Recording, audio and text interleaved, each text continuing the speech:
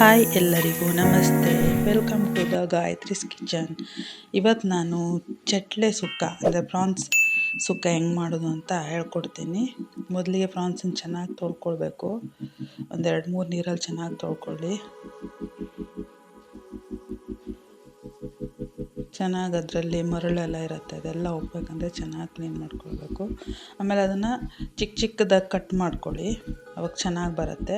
ಇಲ್ಲ ಅಂದರೆ ದೊಡ್ಡದಿದ್ರೆ ಅಷ್ಟೊಂದು ಅದು ರೌಂಡಾಗಿ ಬರುತ್ತಲ್ಲ, ಅವಾಗ ತಿನ್ಲಿಕ್ಕೆ ಅಷ್ಟು ಚೆನ್ನಾಗಿರೋದಿಲ್ಲ. ಹೀಗಿದ್ದರೆ ಚೆನ್ನಾಗಿ ಬರುತ್ತೆ. ಆಮೇಲೆ ಸ್ವಲ್ಪ ಎಷ್ಟು ಬೇಕು ನಿಮಗೆ ಅಷ್ಟು ಸಾಲ್ಟ್ ಹಾಕ್ಕೊಳ್ಳಿ.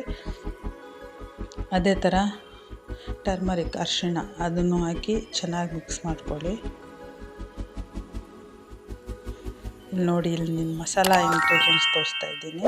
ಏನೆಲ್ಲ ಬೇಕಂದರೆ ಬ್ಯಾಡಗಿ ಮೆಣಸು ಒಂದು 10ರಿಂದ 15, ಆಮೇಲೆ ಮೆಂತ್ಯ, ಆಮೇಲೆ ಜೀರಿಗೆ, ಆಮೇಲೆ 1 ಸ್ಪೂನ್ ಕಾಳು ಮೆಣಸು, ಹಾಗೆ 2 ಟೀ ಸ್ಪೂನು ಕೋರಿಯಾಂಡರ್ ತೊಗೊಳ್ಳಿ, ಕೊತ್ತಂಬರಿ ಕಾಳು, ಅದೇ ಸ್ವಲ್ಪ ತೆಂಗಿನಕಾಯಿ ತುರಿ, ಸ್ವಲ್ಪ ಈರುಳ್ಳಿ, ಹಾಗೆ ಕಟ್ ಮಾಡ್ಕೊಂಡಿರುವಂಥ ಗ್ರೀನ್ ಮ್ಯಾಂಗೋ 1 ಕಪ್ ಆಗೋಷ್ಟು.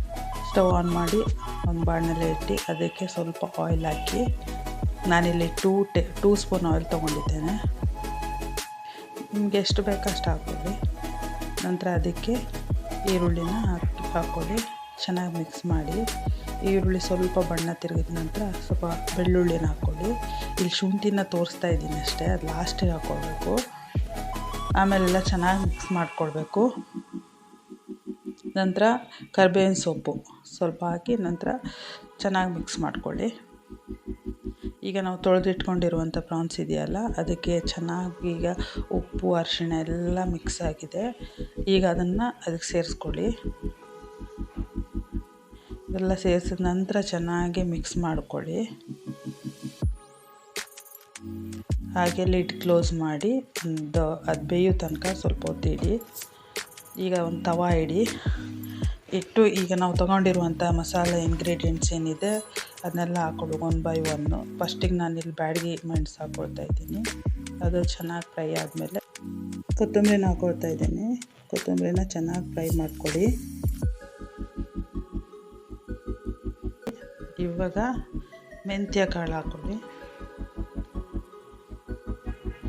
ನಂತರ ಜೀರಿಗೆ ಹಾಕ್ಕೊಳ್ಳಿ, ಹಾಗೆ ನಾವು ತೆಗೆದಿಟ್ಕೊಂಡಿರುವಂಥ ಪೆಪ್ಪರ್ ಕಾಳು ಅದನ್ನು ಹಾಕ್ಕೊಳ್ಳಿ, ಮೆಣಸಿನಕಾಳು ಎಲ್ಲನೂ ಚೆನ್ನಾಗಿ ಫ್ರೈ ಮಾಡಿ ಒಂದು ಸೈಡಲ್ಲಿ ಇಟ್ಟಿಡಿ. ಇವಾಗ ನೋಡಿ, ನಾನು ಲಾಸ್ಟಲ್ಲಿ ಕೊಕೊನಟ್ನ ಸ್ವಲ್ಪ ಫ್ರೈ ಮಾಡ್ಕೊಳ್ತಾ ಇದ್ದೀನಿ. ಯಾಕೆಂದರೆ ಇದು ದರಿಯಾಗಿರ್ಬೇಕಲ್ವ, ಸುಕ್ಕ ಅಲ್ವ, ಅದಕ್ಕೋಸ್ಕರ ಸ್ವಲ್ಪ ಫ್ರೈ ಮಾಡಿ ಹಾಕ್ಕೊಂಡ್ರೆ ಚೆನ್ನಾಗಿರುತ್ತೆ ಅಂತೇಳಿ. ಇವಾಗ ನೋಡಿ, ಮಿಕ್ಸಿ ಜಾರಿಗೆ ಎಲ್ಲ ಮಸಾಲ ಇಂಗ್ರೀಡಿಯೆಂಟ್ಸ್ ನಾನು ಹುರ್ಕೊಂಡಿದ್ನಲ್ಲ ಎಲ್ಲದನ್ನು ಹಾಕ್ಕೊಳ್ತಾ ಇದ್ದೀನಿ. ಇನ್ನು ಒಂದು ಸಲ ಮಿಕ್ಸಿಯಲ್ಲಿ ನೈಸಾಗಿ ರುಬ್ಕೊಳ್ಳಿ. ಮಿಕ್ಸಿಯಲ್ಲಿ ಹಾಕ್ಕೊಂಡು ಸ್ವಲ್ಪ ನೀರು ಸೇರಿಸ್ಕೊಡಿ.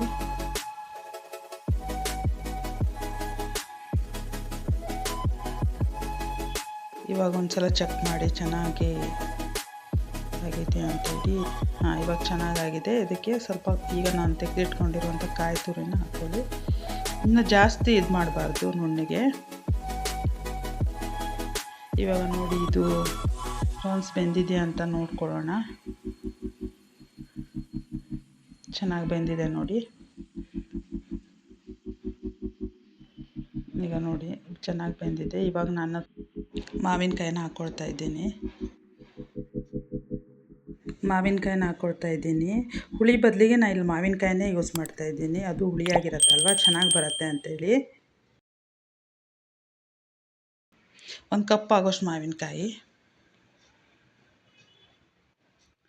ಚೆನ್ನಾಗಿ ಮಿಕ್ಸ್ ಆದಮೇಲೆ ಇವಾಗ ನಾನು ರುಬ್ಬಿಟ್ಕೊಂಡಿರುವಂಥ ಮಸಾಲೆನ ಹಾಕ್ಕೊಳ್ತಾ ಇದ್ದೀನಿ. ನೋಡಿ, ಅದು ದರಿಯಾಗಿದೆ. ಕಾಯಿನ ಜಾಸ್ತಿ ನಾವು ನೈಸಾಗಿ ರುಬ್ಕೊಳ್ಬಾರ್ದು. ಇವಾಗ ಇದನ್ನು ಚೆನ್ನಾಗಿ ಮಿಕ್ಸ್ ಮಾಡ್ಕೊಳ್ಳಿ. ಮಸಾಲ ಹಿಡಿಬೇಕು ಅದಕ್ಕೆ.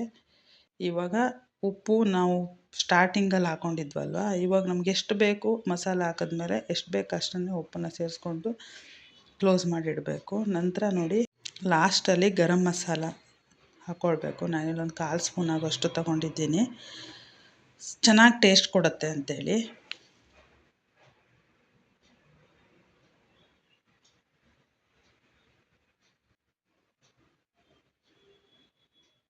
ನೋಡಿ, ಇವಾಗ ಜಿಂಜರ್ ಎತ್ತಿಟ್ಕೊಂಡಿದ್ನಲ್ಲ ಅದನ್ನು ಹಾಕ್ಕೊಳ್ತಾ ಇದ್ದೀನಿ.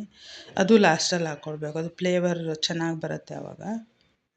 ಇವಾಗ ನೋಡಿ ಚಟ್ಲೆ ಸುಕ್ಕ ರೆಡಿಯಾಗಿದೆ ನೋಡಿ. ಹೀಗೆ ಚೆನ್ನಾಗಿರೋ ರೆಸಿಪಿಗೋಸ್ಕರ ನಮ್ಮ ಚಾನೆಲ್ನ ಸಬ್ಸ್ಕ್ರೈಬ್ ಮಾಡಿ, ಲೈಕ್ ಮಾಡಿ, ಶೇರ್ ಮಾಡಿ. Thank you.